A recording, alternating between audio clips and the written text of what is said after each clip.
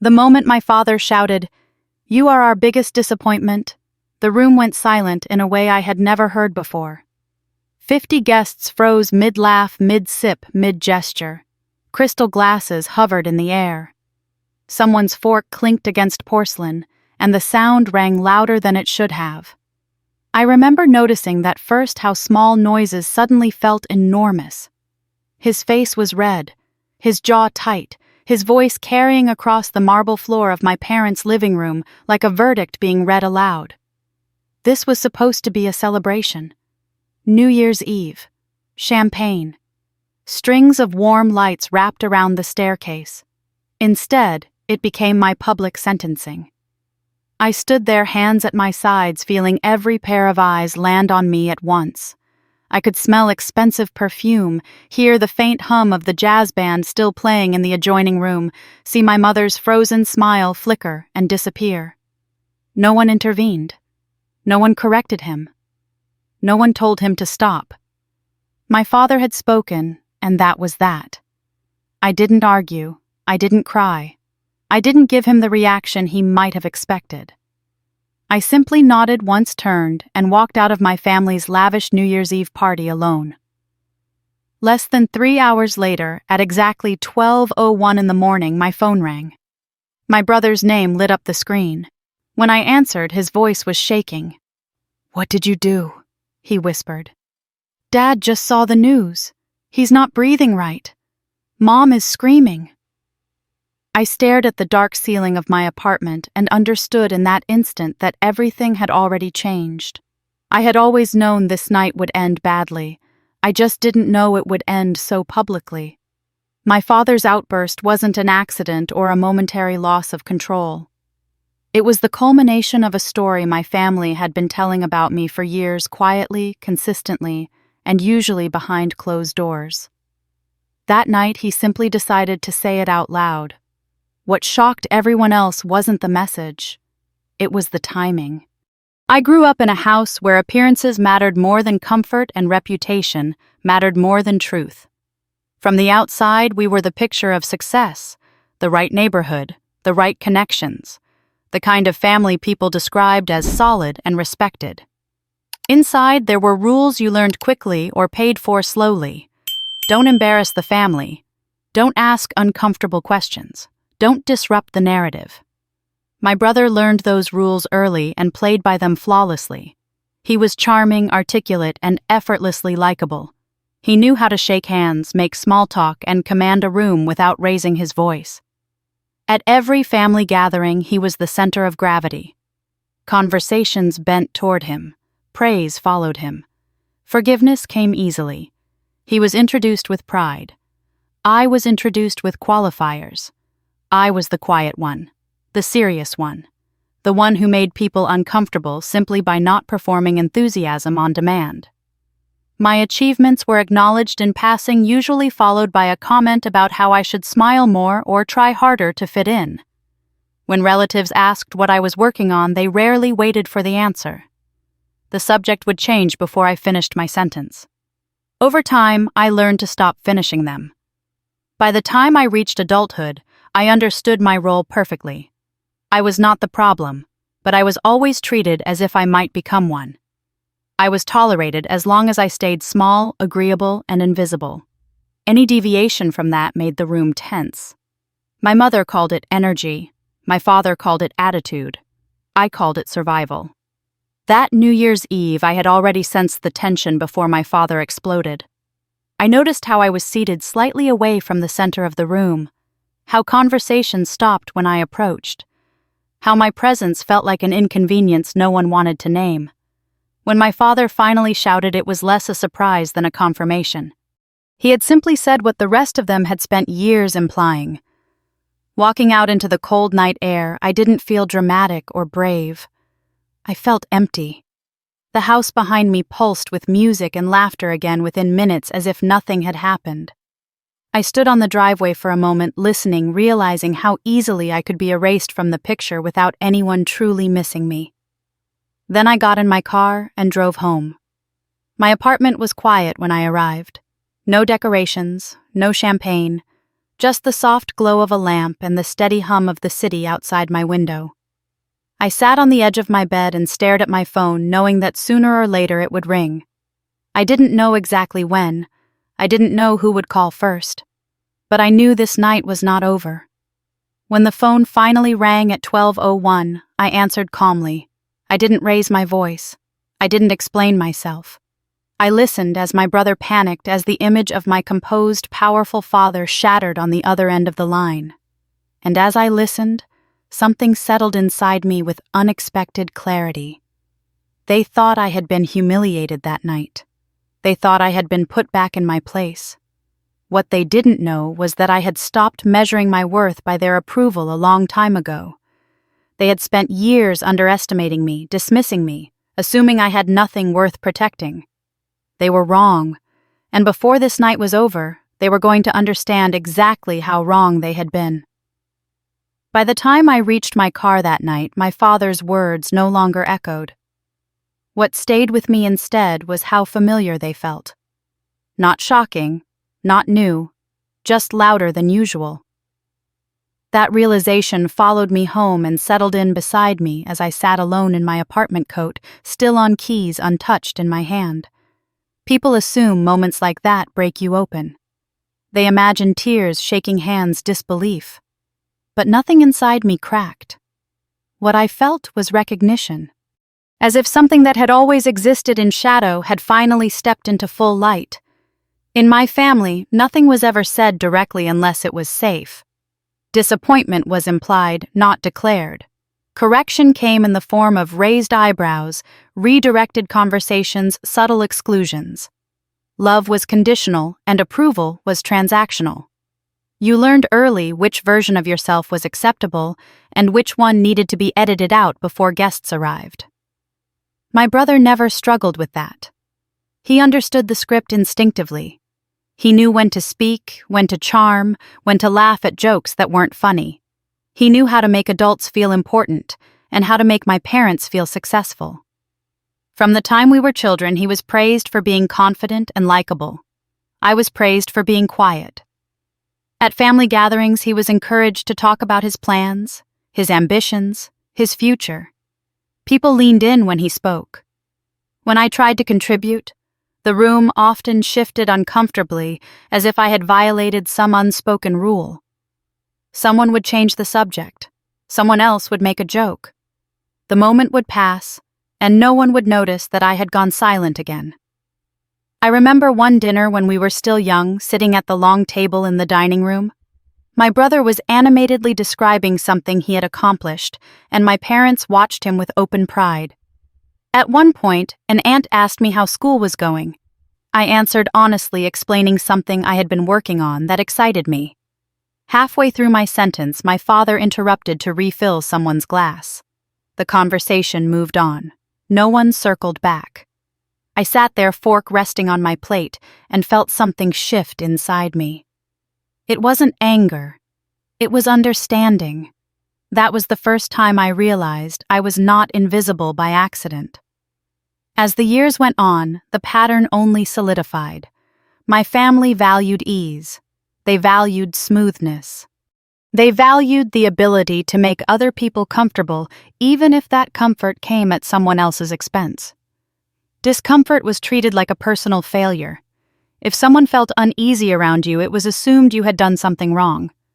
I was told repeatedly and gently that I needed to be warmer, that I should try harder to connect, that people found me intense. My mother said it with concern. My father said it with impatience.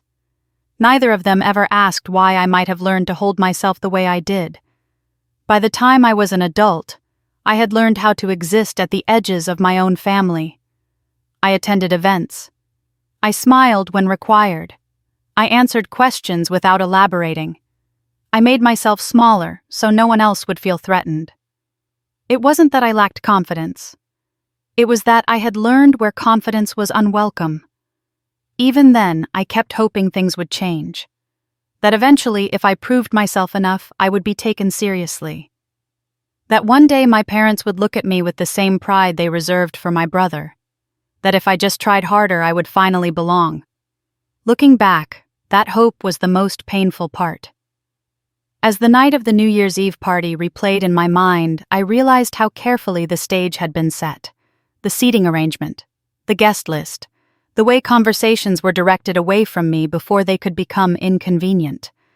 I had already been positioned as an outsider before my father ever raised his voice.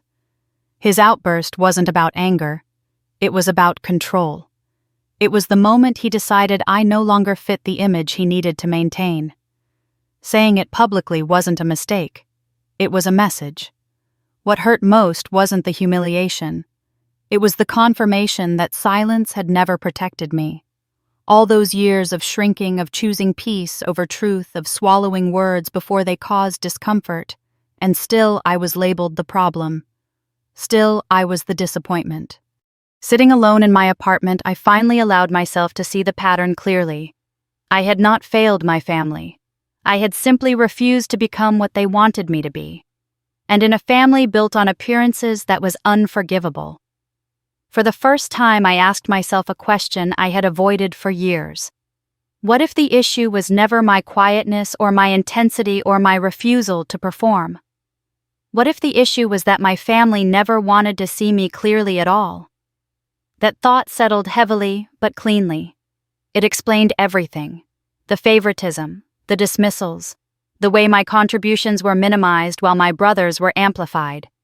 It explained why my father felt entitled to speak to me the way he did in front of 50 people without fear of consequence.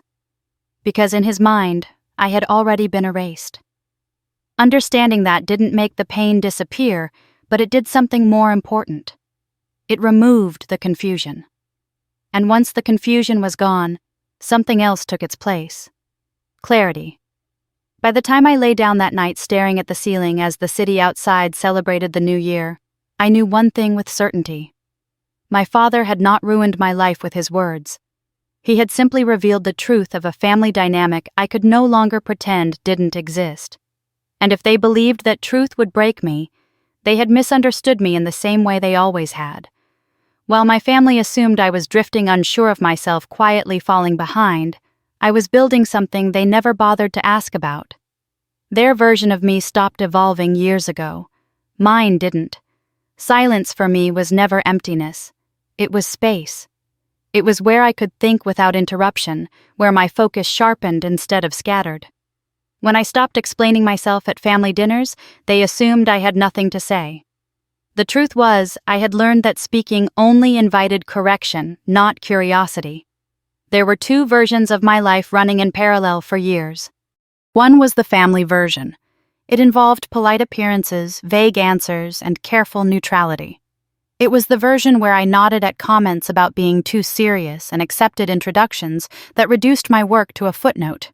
The other version existed almost entirely out of sight.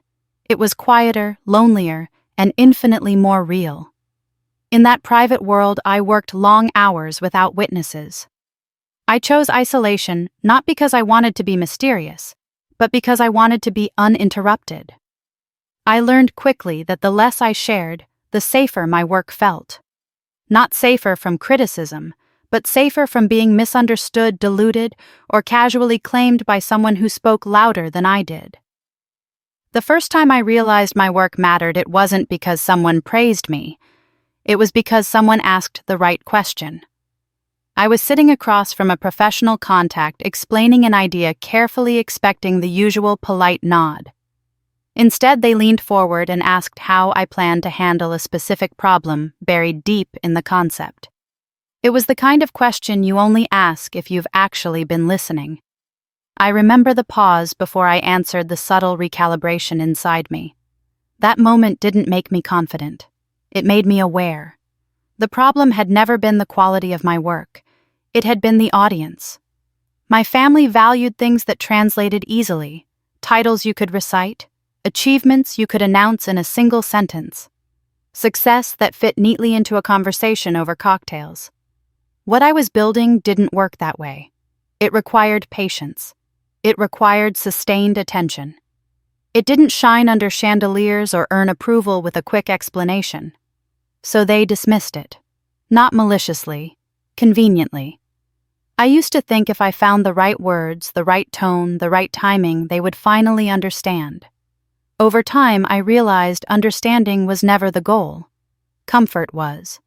And my work was inconvenient because it couldn't be simplified without losing its meaning. There was a moment years before that New Year's Eve when I stopped trying altogether. We were sitting at a family gathering and someone asked what I was working on. I answered honestly, carefully, already bracing for disinterest. Halfway through, my brother jumped in, reframing what I said into something more palatable, more impressive, more his. Everyone nodded, satisfied. The conversation moved on. No one noticed my silence. No one noticed that what he described wasn't quite right. I did. And in that moment, something in me shut down quietly and completely. I decided then that if I ever succeeded, it would be without their involvement or validation. From that point on, I shared less and protected more. Not deliberately at first. It was instinct. I kept notes. I organized timelines. I saved drafts and emails without knowing why. I didn't call it strategy. I called it caution. Looking back, I think it was my intuition trying to keep me safe. There were early warning signs I ignored. Casual comments about how useful my work could be to someone else. Suggestions framed as jokes. Remarks that blurred the line between interest and entitlement. At the time, I brushed them off. I didn't want to believe my own family would cross that line. Belief is a powerful thing. It can make you generous when you should be careful. It can make you patient when you should be alert. I wasn't naive, but I was hopeful. I wanted to believe that respect would come eventually, that being underestimated was temporary. What I didn't realize was that being underestimated had made me invisible. And invisibility, while painful, had also protected me. Building in secret took a toll. There were nights I wanted to share progress with someone who understood, to hear encouragement from people whose approval I had been conditioned to seek. I didn't hide because I wanted power. I hid because I did not want what I was creating to be trivialized or taken before it was ready to stand on its own. I told myself I was being cautious. I didn't yet admit that I was afraid. Not of failure, but of exposure. Exposure had never worked in my favor. It had only invited commentary, comparison, and control. Still, even in isolation, I grew stronger. Each milestone I reached without their acknowledgement rewired something inside me. I began to trust my own assessment of my work. I stopped measuring success by who noticed. I measured it by whether it held up under scrutiny, whether it solved the problems it was meant to solve. My family didn't see that transformation happening. They assumed my quietness meant stagnation. They assumed my lack of announcements meant lack of progress. They mistook privacy for absence. That assumption would cost them. By the time they finally paid attention, they didn't see a beginner looking for guidance. They saw something valuable and assumed it had always belonged to them. They didn't recognize the distance I had already traveled or the boundaries I had quietly built along the way. They believed I had nothing worth protecting. They were wrong. And soon that misunderstanding would stop being subtle and start becoming dangerous. The first time my family showed interest in my work, it didn't feel like recognition. It felt like a hand hovering too close to something fragile. It started casually, the way most boundary crossings do. A phone call from my brother, friendly, almost warm. He asked how things were going, asked a few more questions than usual, listened a little longer than he ever had before. Then he said lightly, as if it had just occurred to him that the family could really use my insight on something they were exploring. He framed it as collaboration, as support, as family helping family. I remember the exact moment my stomach tightened, not because of what he said, but because of how he said it. There was an assumption beneath his tone, an ease that suggested the answer was already yes. He wasn't asking whether I wanted to help. He was asking how soon. At first, I told myself I was overreacting. After all, this was what I had wanted once, wasn't it? Interest, engagement. A sign that they finally took me seriously. But something about this felt different. The questions weren't curious. They were specific, targeted. They followed a logic that suggested he already knew more than he should. After that call, the behavior shifted subtly. I started receiving follow-up emails, requests for clarification, invitations to take a look at documents that had nothing to do with my role and everything to do with my expertise. People who had never cared about my opinion suddenly needed it urgently. The power dynamic had changed and they thought I hadn't noticed. The pressure didn't come all at once. It never does. It arrived wrapped in obligation and softened by guilt. My mother called next, her voice careful, almost concerned. She talked about stress, about how much was riding on the family right now, about legacy and responsibility. She reminded me of everything my parents had done for me, of how important it was that we support each other when it mattered. She never once asked what supporting me might look like. When I hesitated, she sighed. Not angrily, disappointed, as if my reluctance was an inconvenience rather than a boundary. She said things like, "We just thought you'd want to help, and this could really make a difference for all of us." Each sentence carried the same implication. If I said no, I wouldn't just be refusing a request. I would be betraying the family. That was the lever they had always used. Emotional obligation disguised as unity. Then came the paperwork. My brother sent over a document one evening with a short message saying it was standard, just something they needed on file. He told me not to overthink it. He said it protected everyone. I opened it and read every word slowly, carefully, the way I had learned to read anything involving my family. The language was broad, vague, full of phrases that could stretch to mean whatever the most powerful person in the room needed them to mean. It talked about shared interests, confidential information, obligations that blurred together until ownership became unclear. I didn't sign it. That decision alone marked a turning point. Not because I had refused outright, but because I had paused. In my family, pausing was dangerous. It signaled resistance. It suggested independence. It made people uncomfortable. I could feel loyalty pulling at me from one direction and instinct pulling from the other. Loyalty told me I was being paranoid, that my family would never deliberately take advantage of me. Instinct reminded me of every moment my contributions had been minimized, redirected, or reframed by someone else. I asked a few careful questions instead. Clarifications. Boundaries phrased politely enough to avoid immediate conflict. The responses came quickly, but not cleanly. Answers that circled instead of landed. Reassurances that didn't quite address what I had asked. Someone joked that I was being protective. Someone else laughed and said I always liked to complicate things. It was said lightly, but the message was clear. My caution was inconvenient. There was a moment, brief but telling, when my brother said something that lingered with me long after the conversation ended. He referred to my work as something that could be folded into the family's plans, as if it were an accessory rather than the result of years of focus and effort.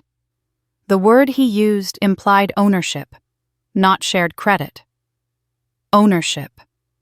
I didn't challenge him then. I told myself it wasn't worth escalating. I told myself to stay calm, to gather information, to observe. That night I sat alone and acknowledged something I had resisted admitting. They weren't interested in my work because they respected it. They were interested because they needed it. That realization changed how I moved through every interaction afterward. I agreed to engage, but only partially. I shared high-level thoughts without specifics. I listened more than I spoke. I took notes. I saved messages. I paid attention to what was repeated back to me and how quickly my words lost their original shape once they left my mouth. This wasn't paranoia. It was pattern recognition. Each interaction confirmed what my instincts had already flagged. The more I hesitated, the more pressure increased. The more I protected my boundaries, the more my loyalty was questioned. It became clear that my value to them was conditional. I was welcome as long as I was useful. I didn't confront anyone directly. Confrontation had never worked for me in that family. It only painted me as difficult, ungrateful, or dramatic. Instead, I did what I had learned to do best. I prepared quietly. I began separating what was mine from anything that touched the family. I clarified timelines. I organized my work in ways that left no room for reinterpretation. I didn't announce these steps. I didn't threaten. I simply made sure that if the situation escalated, I would not be standing there unprotected. By the time I realized how far things were likely to go, it was already too late to pretend this was harmless. The first line had been crossed the moment they assumed access without consent. They believed my silence meant compliance. They believed my restraint meant weakness. What they didn't understand was that once someone stops explaining themselves, it's often because they've started paying attention. Once that first line was crossed, pretending nothing had changed was no longer an option. Outwardly, my life looked the same. I still answered calls. I still showed up when expected. I still smiled at the right moments and kept my tone neutral. Anyone watching closely would have seen nothing unusual. Inside, everything had shifted. I stopped assuming goodwill. That was the quiet change that altered everything else. I didn't announce it. I didn't even fully articulate it to myself at first. It was more like a dimmer switch being turned down. Trust didn't disappear all at once. It simply stopped filling the room. Instead of confronting anyone, I began observing. Carefully. I paid attention to who asked questions and how they asked them. I noticed which details were requested repeatedly and which ones were ignored. I watched how my words were repeated back to me, sometimes altered just enough to change their meaning. This wasn't suspicion. It was pattern recognition, something I had learned early in life. In my family, the real story was never told directly. It lived in tone, timing, and omission. I had survived by learning to read those signals long before I understood what they were called. The first confirmation came quietly. I recognized one of my ideas in a conversation where it shouldn't have been. Not quoted outright, not stolen yet, but echoed.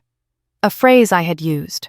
A concept framed with confidence by someone who had not built it. When I heard it, my chest tightened, not in panic, but in clarity. I didn't react. I didn't correct anyone. I went home and wrote everything down. That was the moment I stopped telling myself I was being overly cautious. Something was happening, and pretending otherwise would only leave me exposed. I knew better than to rely on verbal assurances. Words had never protected me in that family. Records had a chance. Choosing protection didn't feel dramatic. It felt practical.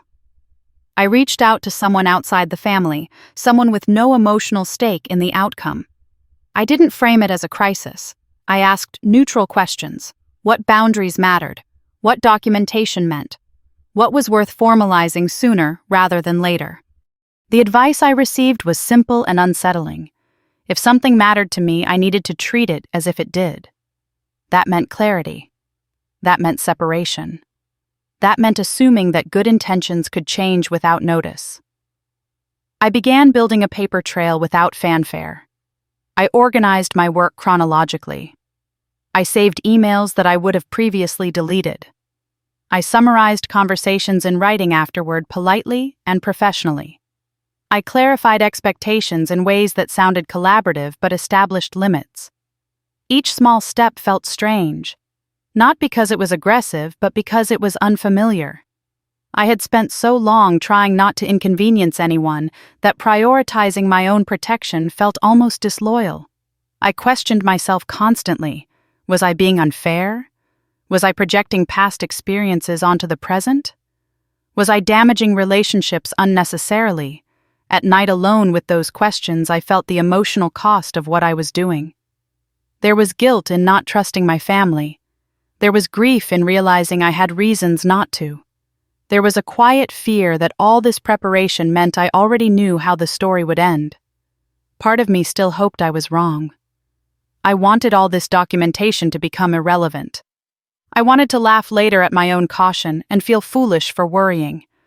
That hope lingered longer than it should have. Then I tested a boundary. It was small, almost invisible. I declined to share a specific detail citing timing and scope. I framed it professionally without accusation or defensiveness. I expected mild disappointment, maybe a brief pause. What I received instead was irritation disguised as concern. A reminder of how much pressure everyone was under. A suggestion that I was making things more complicated than they needed to be. Someone joked that I was being secretive. Another implied that I wasn't being a team player. No one asked why I felt the need to set that boundary. That reaction told me everything I needed to know. From that point on, preparation stopped being optional. It became a responsibility I owed myself. I accepted that if this escalated, I would not be scrambling or second-guessing. I would be ready. Not because I wanted a fight, but because I refused to be cornered. I began to understand something I had missed before. Silence without protection only benefits those with power. In my family, power had always flowed toward the people who spoke confidently and took up space. I had survived by staying quiet. Now I needed to survive by being precise. This wasn't revenge. It wasn't even defiance. It was self-respect taking a form I had never been taught to recognize. The more I prepared, the calmer I felt, not because I enjoyed the process, but because clarity has a stabilizing effect. I stopped rehearsing conversations in my head. I stopped worrying about how to phrase things just right. I focused on facts. Facts didn't need to be liked. They only needed to be accurate. What I didn't realize yet was how threatening that calm would feel to people who were used to controlling the narrative. They still believed they were steering the situation. They believed my carefulness was temporary, my hesitation a phase. They assumed that eventually I would fold as I always had to keep the peace. They were wrong about that too. By the time they realized I wasn't giving them what they thought they were entitled to, the groundwork had already been laid. I hadn't announced a refusal. I had simply stopped offering access. And in a family where access had always been assumed, that quiet shift was the most dangerous thing I could have done. The moment I stopped saying yes automatically, I stopped being welcome. It didn't happen all at once. There was no dramatic confrontation, no slammed doors or shouted accusations. The shift was quieter than that, and because of that, far more deliberate. I noticed it first in the tone of messages, shorter, more formal, less warmth where there had once been polite familiarity. Then came the invitation that wasn't really an invitation. My mother called one afternoon, her voice calm, almost pleasant. She talked for a few minutes about nothing in particular before mentioning an upcoming gathering. A small one, she said, more intimate, mostly people connected to the family's current priorities. She paused just long enough for the meaning to settle before adding that it might not be the most comfortable environment for me. She never said the words, "You're not invited." She didn't have to. I understood immediately what she was doing. In our family, exclusion was never framed as punishment. It was framed as protection, for everyone else. The implication was always the same. My presence created tension. My energy disrupted the atmosphere. Removing me was simply practical. When I didn't respond right away, she filled the silence. She said she was just thinking of me, that she didn't want me to feel out of place, that it might be better for me to sit this one out.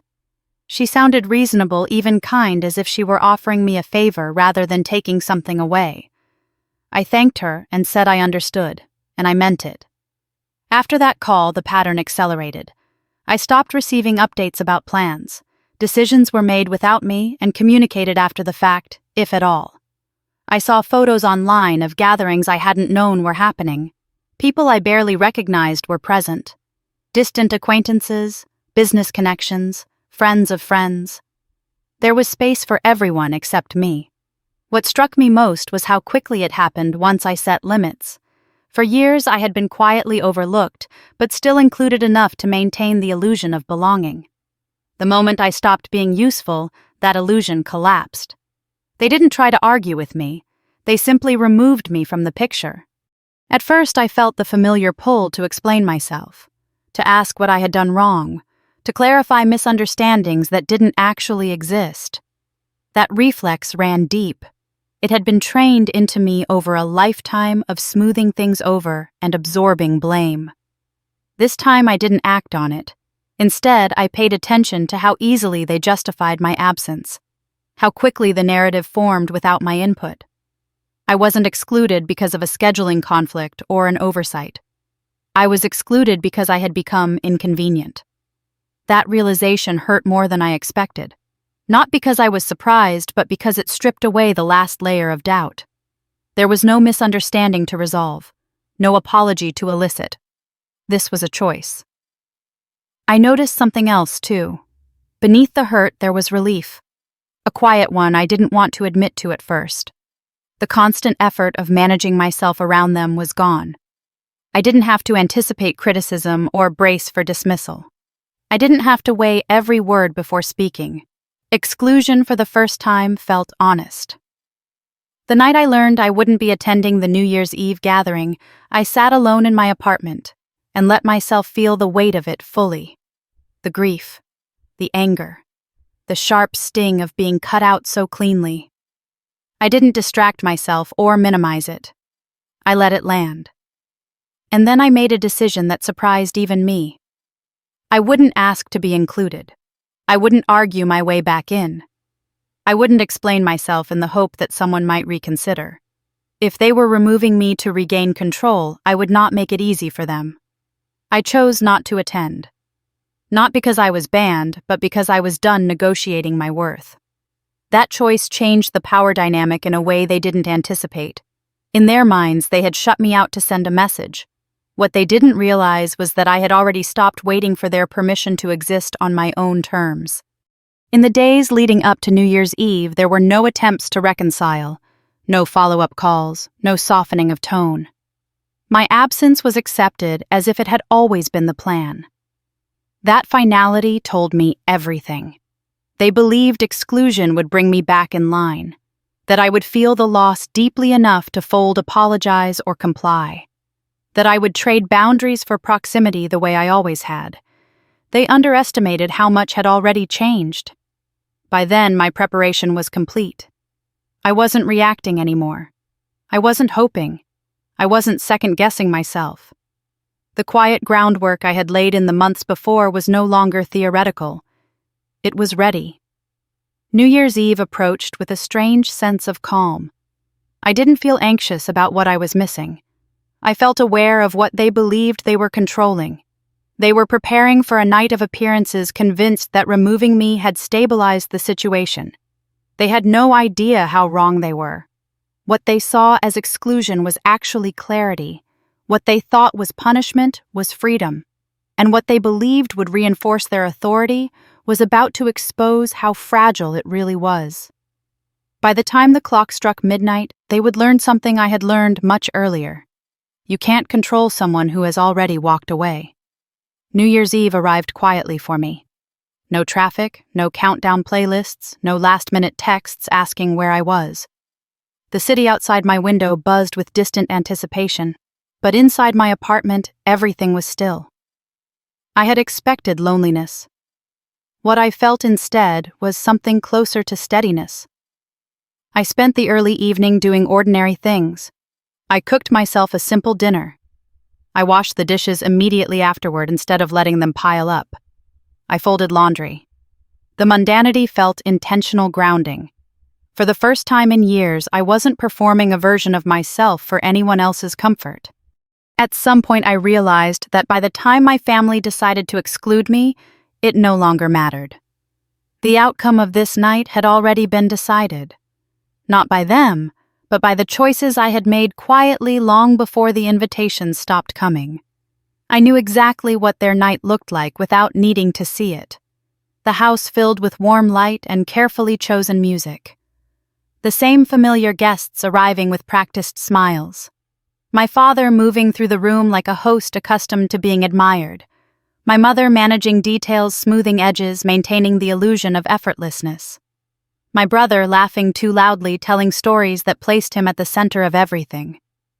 They were experts at presentation. I had watched them do it my entire life. I checked the time for the first time that evening. Not out of anxiety, but out of awareness. The clock read 11:37. There was still time, but not the kind that invited hesitation. The kind that confirmed inevitability.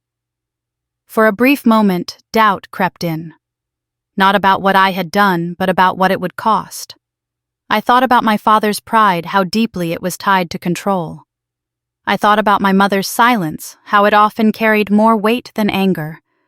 I thought about my brother's entitlement, how easily he assumed the world would bend in his favor. I let myself feel the loss of what could never be fixed. The family I wished I had. The conversations that would never happen. The version of me they had never been curious enough to know. Then I remembered every moment I had been minimized. Every time my boundaries were treated like inconveniences. Every instance where my value depended on what I could provide, not who I was. The doubt didn't disappear. It simply stopped having authority. Around 11:55, my phone buzzed. Not a call. A notification. A photo someone had posted publicly. Smiling faces, glasses raised, a caption about new beginnings and family. They looked exactly as they wanted to look. I didn't feel anger when I saw it. I felt clarity. They believed the night was going according to plan. They believed they had restored balance by removing the problem. They had no idea how irrelevant their belief had become. I sat on the couch and waited. Waiting used to feel like punishment to me. Waiting for someone to call, waiting for approval, waiting for the moment when I would finally be included without conditions. That kind of waiting was exhausting because it was powerless. This waiting was different. This waiting was deliberate. The seconds began to matter as the clock crept closer to midnight, not because I was anticipating celebration, but because I understood what midnight represented. It wasn't symbolic. It wasn't emotional. It was procedural. I didn't pace. I didn't rehearse conversations in my head. I didn't check my phone obsessively. Everything that could be done had already been done. Everything that could be decided had already been decided. At 11:59, I stood up and walked to the window. Fireworks had already begun in the distance, bursts of color lighting up the sky between buildings. I watched them without sentimentality. They weren't for me. And for once, that was fine. When the clock turned to 12:01, nothing dramatic happened in my apartment. No alarms, no sounds, no sudden sense of release. The world outside kept moving exactly as it had before. But I felt it shift anyway. It was subtle, like the moment you realize a door has closed behind you and there is no handle on your side. Not frightening. Final. I didn't call anyone. I didn't text. I didn't warn my family or offer explanations. Silence for once was not avoidance. It was intention. I sat back down and allowed myself to breathe. Whatever happened next was out of my hands now, and that realization brought an unexpected calm. I had spent so much of my life trying to manage outcomes, to anticipate reactions, to soften consequences before they arrived. Tonight, I didn't do any of that. I let the truth move without interference. Somewhere across the city, my family was still celebrating, still smiling, still believing the narrative they had constructed would hold. Music was still playing, glasses were still clinking. Laughter still filled the rooms they had carefully curated. They thought this night would reinforce their authority.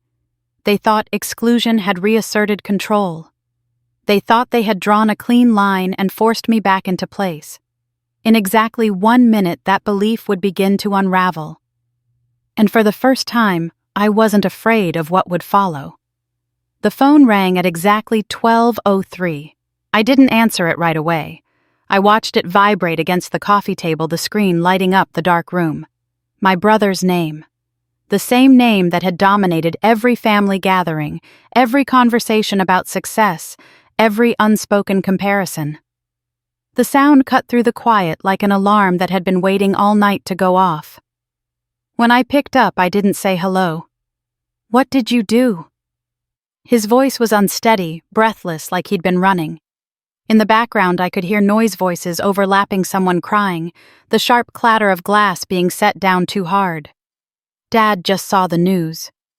He can't breathe right. Mom's screaming. "What did you do?" I closed my eyes, not to escape the moment, but to stay inside it. I told the truth. I said. My voice sounded calm, even to me. I let it go public. You went public. He laughed once, sharp and disbelieving. You can't just do that. You signed documents. You knew what this would do. You knew this would destroy him. I knew what staying silent was doing to me, I said. And I chose not to disappear anymore. He started talking faster, panic slipping into anger. Investors are already calling.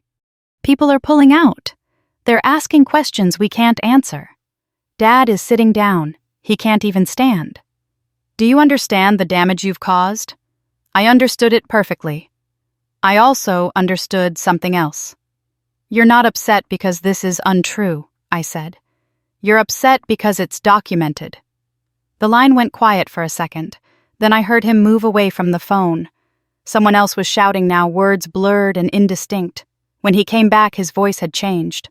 Harder, controlled. You recorded private conversations, he said. You leaked emails. You framed this to make it look like I stole from you. You don't need framing when there are timestamps, I replied. The filings speak for themselves. So do the witnesses.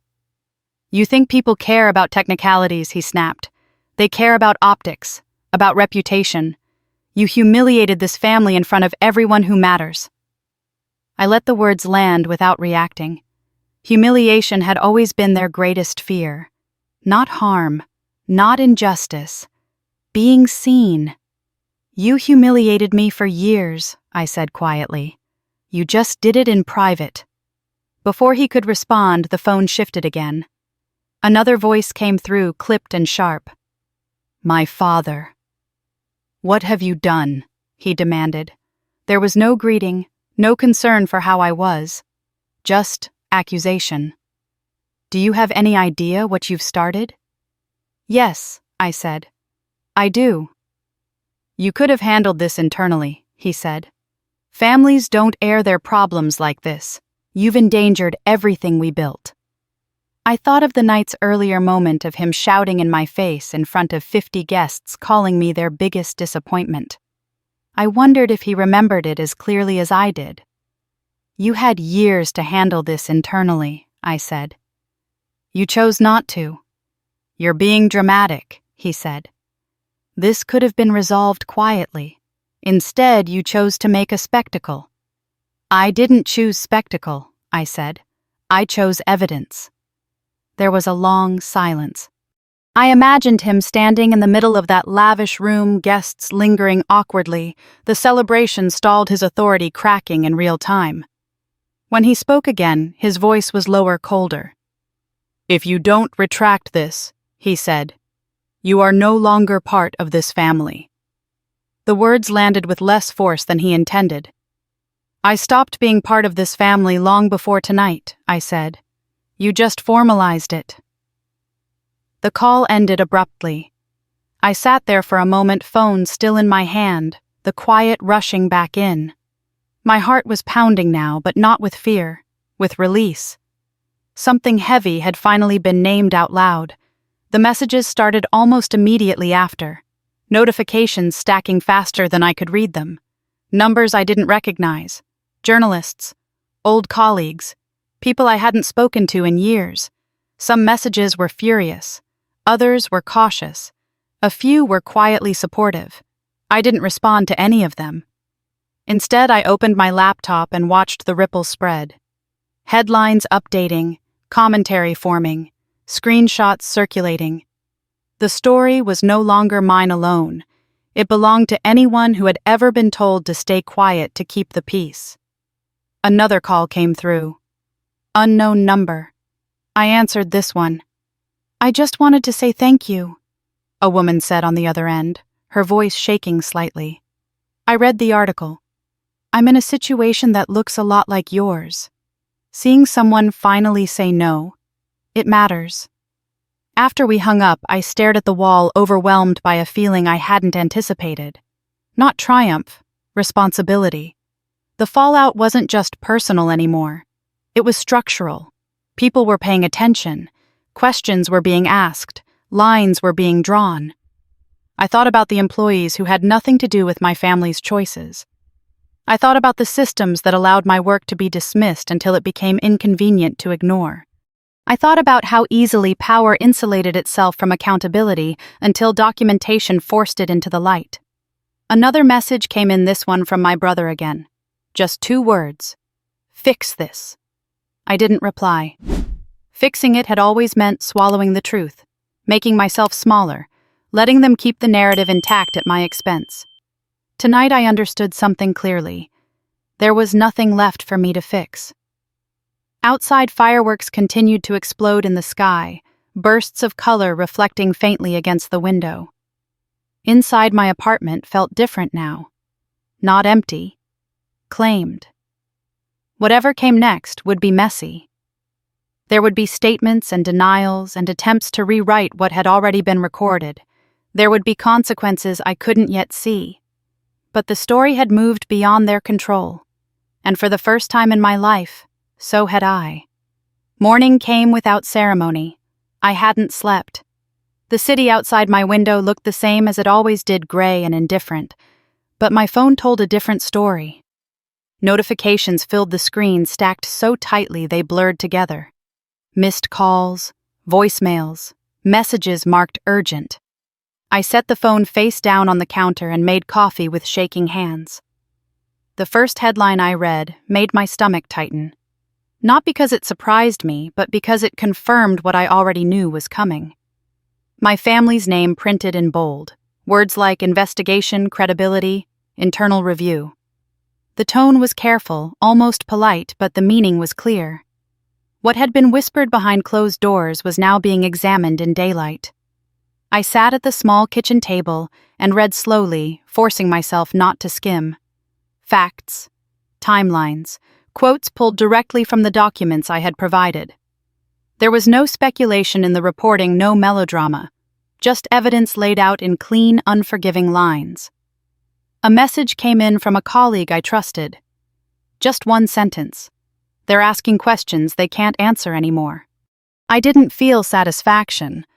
I felt a hollow steadiness, like standing on the edge of something irreversible. By mid-morning, the first official statement was released. Carefully worded. Bloodless. It acknowledged concerns without admitting fault, promised cooperation without naming responsibility. I recognized the voice behind it immediately. This was how my family spoke when they wanted to appear composed while buying time. Another article followed, then another. Analysts weighing in. Commentators dissecting the situation with clinical detachment. My family's legacy framed as a case study instead of a given. The phone rang again. This time I answered. It was my father. He sounded older than he had the night before. Not angry. Tired. They've called an emergency meeting, he said. The board. I leaned against the counter, listening. About the investigation, I asked. Yes. He paused. They want answers. I didn't respond. There was nothing to add. They're concerned about exposure, he continued. About liability. About what else might surface. What else might surface? I repeated softly. Another pause. Longer this time. You didn't have to do it this way, he said, but the accusation was gone. What remained was something closer to fear. I did, I said, because this was the only way anyone would listen. He exhaled sharply. Your brother is being questioned right now. I closed my eyes. I pictured the room I knew so well. The long table. The polished wood. The men and women who had nodded along to my brother's confidence for years now, flipping through documents they couldn't ignore. And I asked. They're not happy, my father said. They're asking why they weren't informed. Why this wasn't disclosed earlier. Because it would have cost him power, I said. And you let him keep it. Silence stretched between us. When he spoke again, his voice was quiet. They're considering suspension. I didn't feel relief. I felt a strange sadness, not for him, but for the inevitability of it.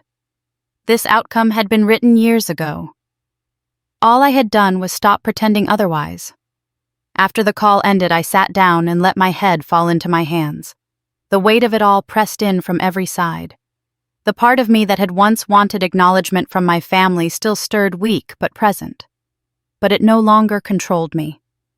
In the afternoon, a video clip began circulating. A press conference hastily arranged. My brother at a podium, his usual polish cracked. His answers were defensive, circular. Each question tightened the net. When asked directly about the timeline, he stumbled. The comments were brutal. I turned the volume off. An email arrived from a number I didn't recognize. A board member. The tone was formal but direct. They requested a meeting, asked for my legal counsel's availability, expressed regret for any harm caused. It wasn't an apology. It was an acknowledgement of risk. I forwarded it to my lawyer and closed my laptop. As the day wore on, the scale of the fallout became clearer. Partnerships paused. Meetings canceled. Employees posting anonymously online, worried about what would happen next. I read some of their words and felt a familiar tug of guilt, sharp and unwelcome. I hadn't wanted innocent people to be caught in this. But I also knew something hard and necessary. Silence had protected the wrong people for too long. In the evening, my brother tried to call again. I let it go to voicemail. When I listened later, his voice was raw. "You've ruined everything," he said. "They're talking about removing me. I was trying to protect us. Protect us." The phrase echoed hollow. Protection had always meant taking what was mine and calling it family loyalty. I didn't call him back. Instead, I opened a message that had come in quietly amid the chaos. It was from a woman I didn't know. She wrote about her own work, about how it had been dismissed and claimed by someone louder, about how she had stayed silent because she thought that was the price of belonging.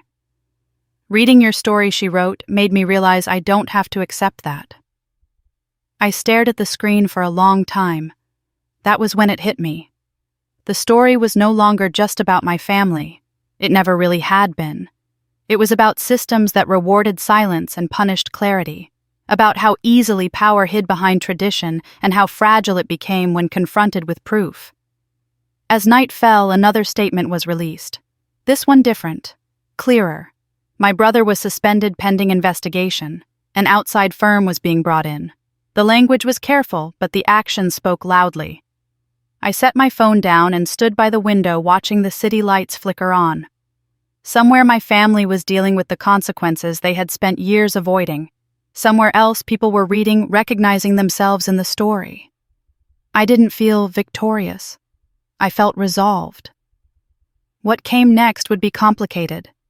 There would be attempts at reconciliation, at rewriting, at shifting blame. But something fundamental had changed. The truth was no longer mine to carry alone, and I was done carrying it in silence. The phone rang at exactly 12:01.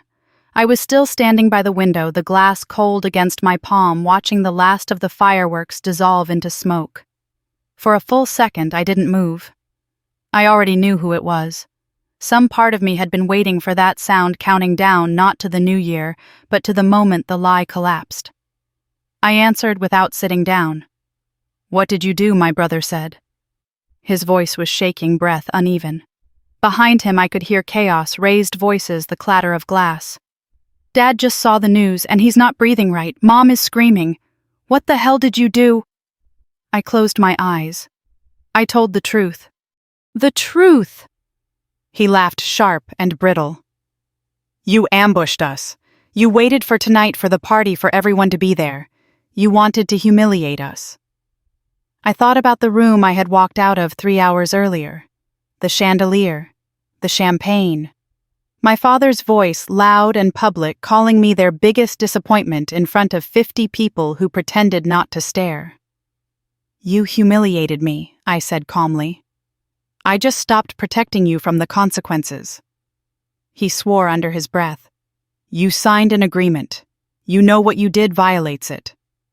"No," I said. "You know it doesn't." There was a pause. A small one, but telling. He knew exactly which agreement I meant. He also knew it didn't say what he had always pretended it did. "You recorded us," he said. "You put private conversations out there." "I documented theft," I replied. "There's a difference." He started talking faster words tumbling over each other. "You don't understand how this works. Investors are calling. The board is furious. They're talking about pulling funding. You've put everything at risk. You put everything at risk when you tried to take what wasn't yours. That's not what happened," he snapped. "I was trying to bring you in, make your work part of something bigger." "It was already bigger," I said. "You just didn't like that you couldn't control it." I heard my mother's voice then shrill and insistent in the background. "Give me the phone," she said. There was a scuffle, muffled voices, and then her breathing filled my ear.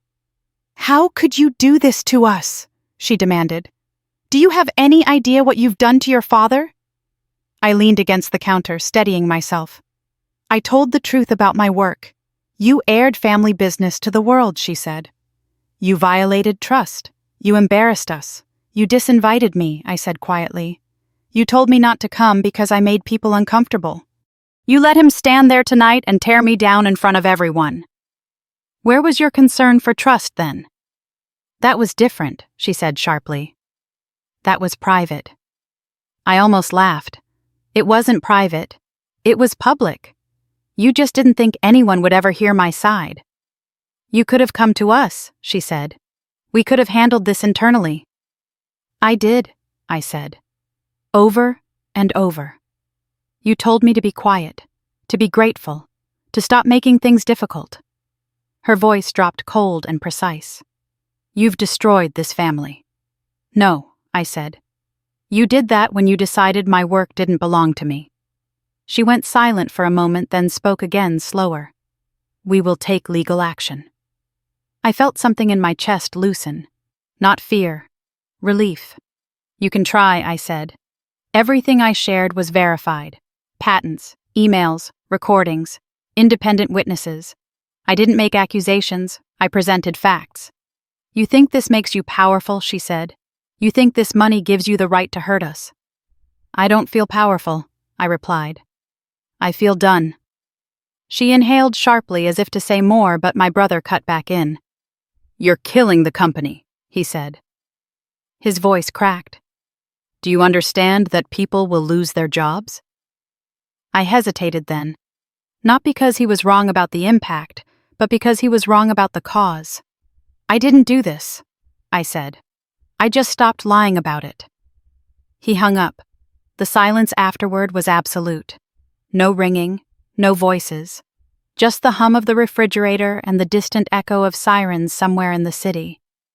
I slid down into the chair at the table and stared at my hands. They were still shaking. I let them. I didn't try to steady myself anymore. Messages started coming in almost immediately. Numbers I didn't recognize. Journalists, old acquaintances, people from my past who suddenly remembered my name. I didn't respond to any of them. Instead, I opened the article one more time and read it from start to finish. Not to admire it, to remind myself why I had done this.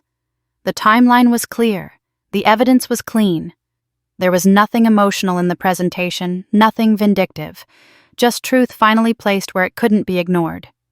Another call came in. This time from my lawyer. "It's live everywhere," he said. "They're reacting exactly how we expected. Don't engage tonight. Let it settle."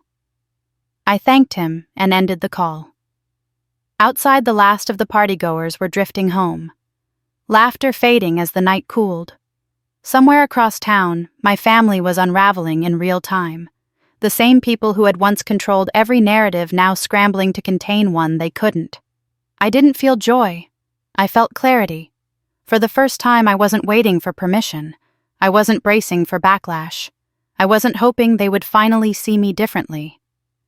I had already moved on. I turned off my phone, walked into the bedroom, and closed the door. Tomorrow would bring consequences, apologies, denials, and damage control. Tomorrow would be loud. But tonight, for the first time in years, I slept. The days after everything broke open moved strangely. Time stretched and folded in on itself, headlines rising and falling while my own life slowed to a careful, deliberate pace. I stopped checking the news after the third morning. The story no longer belonged to me.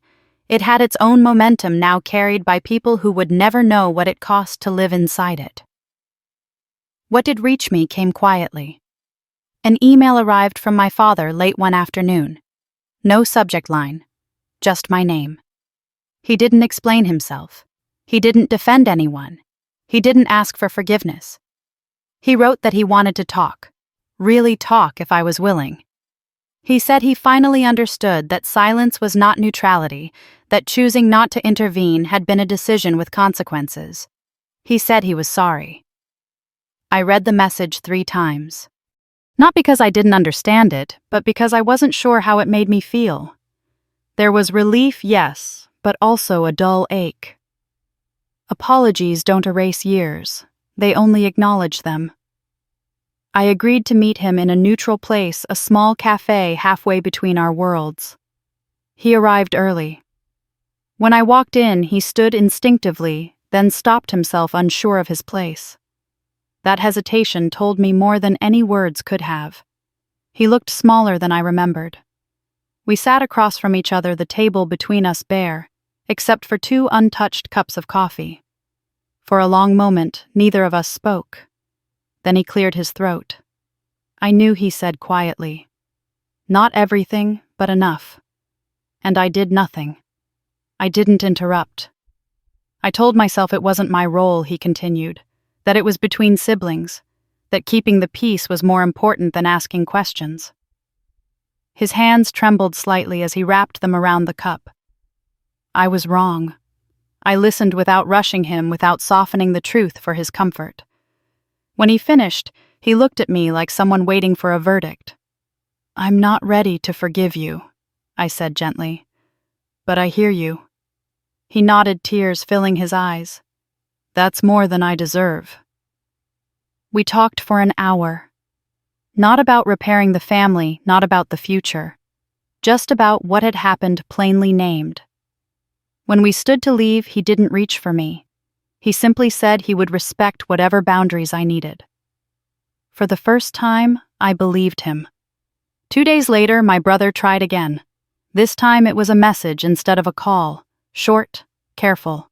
He said he never meant to hurt me, that things had spiraled, that pressure had made him act in ways he regretted. He asked if we could talk, just the 2 of us.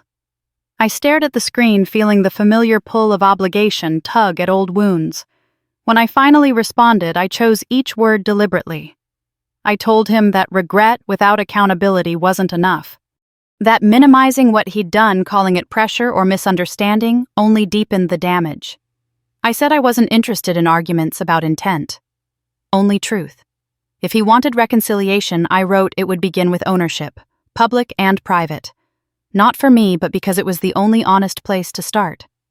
He didn't reply. His silence didn't surprise me. It clarified something I had been slowly accepting.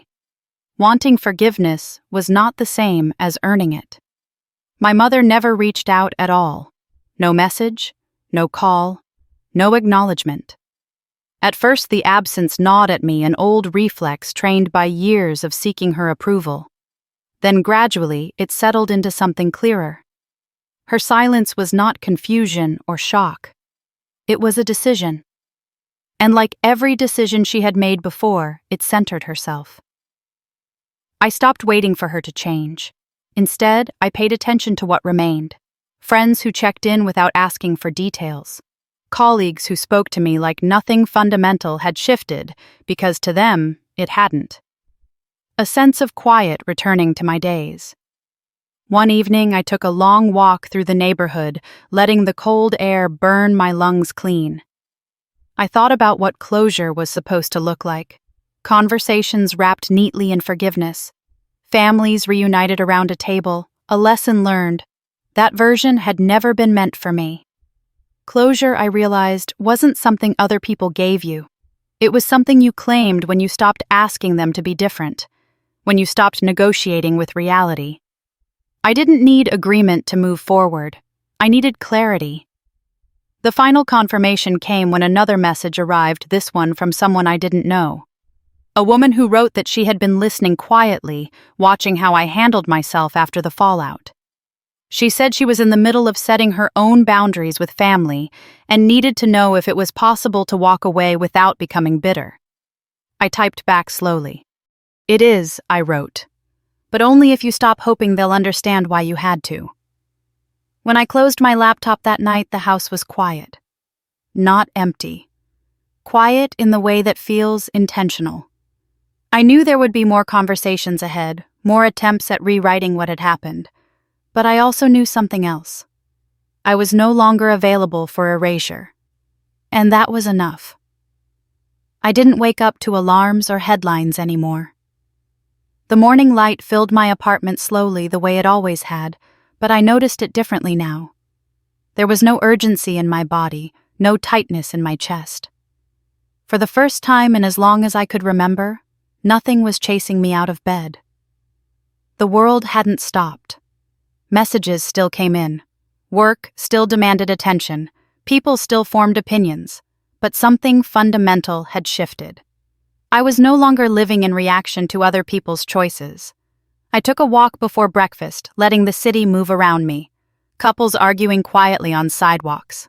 A woman laughing into her phone. Someone dragging a Christmas tree toward the curb, already done with the holiday. Life went on indifferent and persistent. And for once that felt comforting instead of lonely. Later that afternoon, I sat at my desk and opened a blank document. Not a statement, not a response. Just a page. I wrote about boundaries, about the difference between loyalty and self-erasure, about how silence masquerades as peace until it costs you your sense of self. I didn't write my family's names. I didn't need to.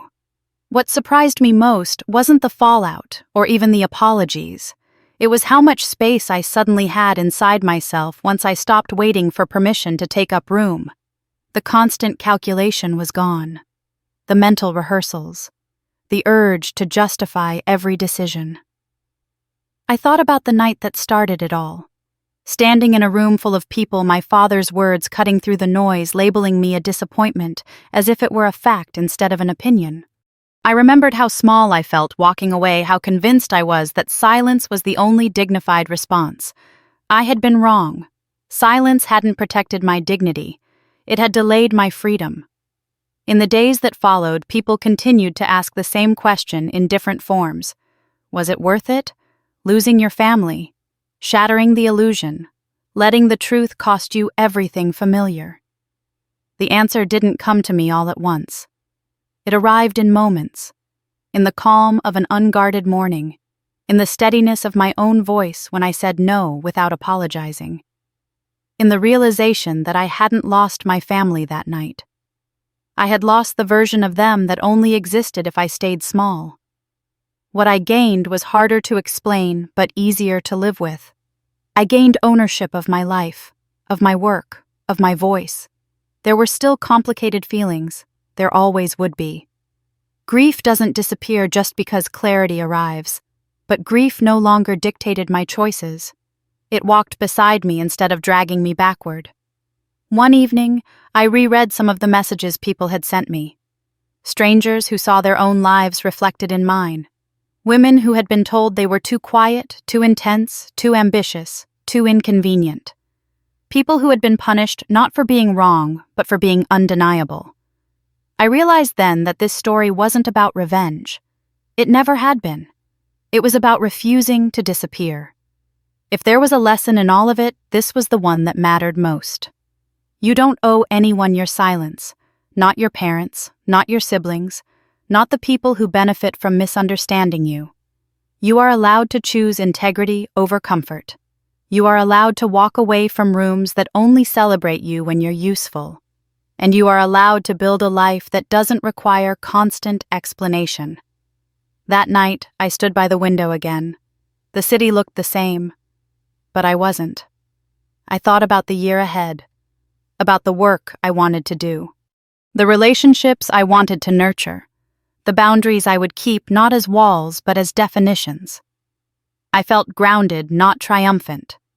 whole, not vindicated. I had learned something essential. Healing doesn't mean reconciliation. Sometimes it means acceptance. Sometimes it means letting people remain exactly who they are and choosing yourself anyway. I closed the laptop and turned off the lights. If you've stayed with me through this story, I want you to know something. You're not here by accident. Maybe you've been told you're too much or not enough. Maybe you've been made to feel guilty for wanting credit space respect. Maybe you're standing at the edge of a decision that scares you because it might cost you people you love. If that's you, you're not alone. If this story stirred something in you, I'd love to hear it. Share your thoughts, your experiences, or even just where you're listening from in the comments. Your voice matters more than you think. And if you want to stay for more stories like this, stories about choosing truth over comfort and dignity over silence, make sure you stay connected here. Thank you for listening. Thank you for being present. And remember, you never have to shrink to earn your place.